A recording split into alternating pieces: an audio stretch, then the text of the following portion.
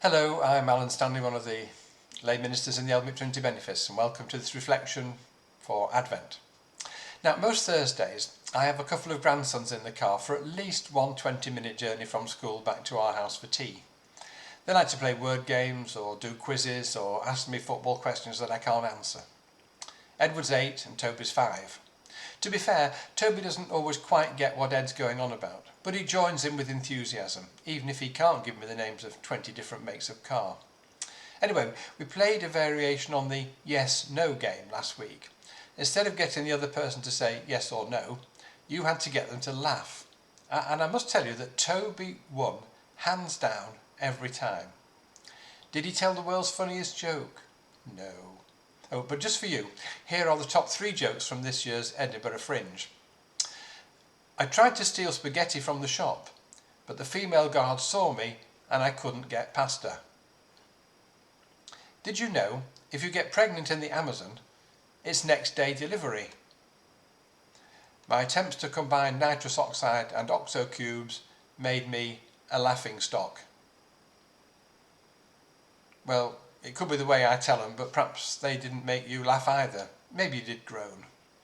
But what Toby did was start laughing, and Ed and I just couldn't stop ourselves from joining in.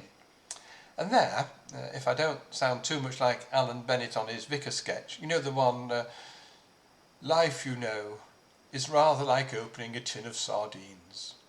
We're all of us looking for the key. Well, if I don't sound too much like that, I'm going to say the Christian faith, you know, is rather like a Toby laugh. Possibly we are trying not to be drawn in too deeply, to keep something of our British reserve, but in the end we can't help getting there. Our diocese has a 3-word strapline.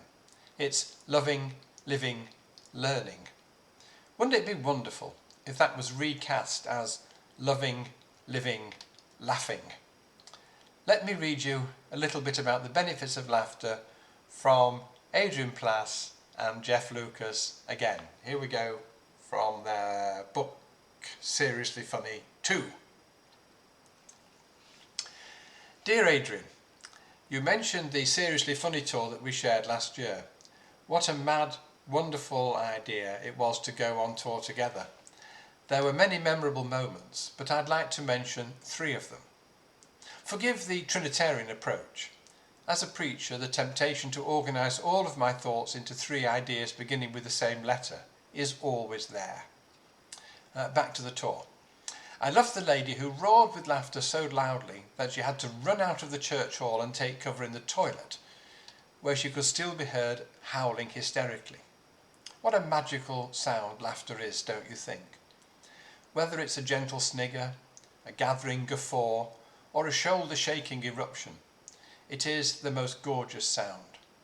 Then there was the older lady who laughed so much that she had a little accident.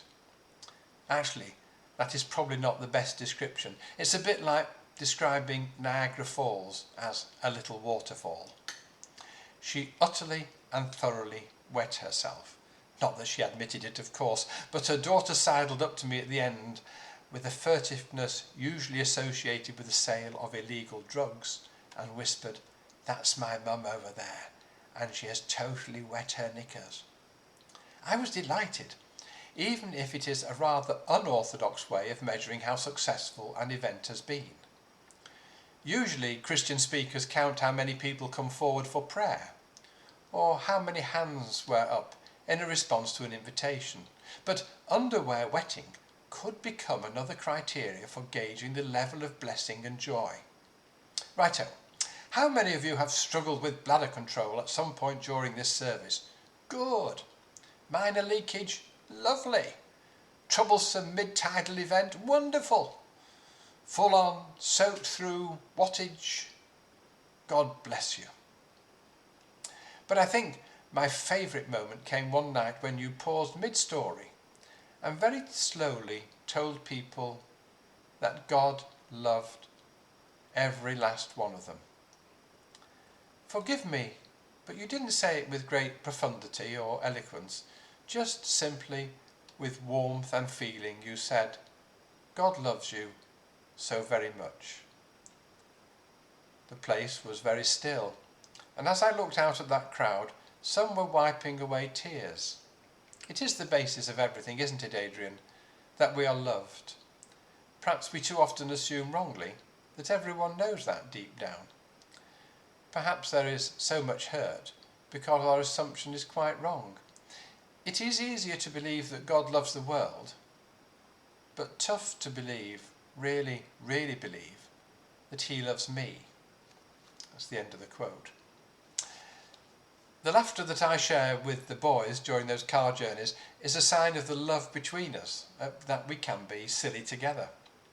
The laughter that Jeff and Adrian's listeners shared on their tour was a sign of God being real to them.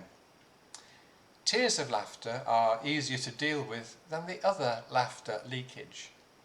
But just perhaps they're both signs of some profound movement inside, of God being at work in us, his wonders to perform. And the benefit of laughter? It draws others in. Have a think about Nehemiah chapter 8, verse 10.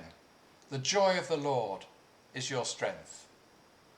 How is that going to work out for you and those around you this week?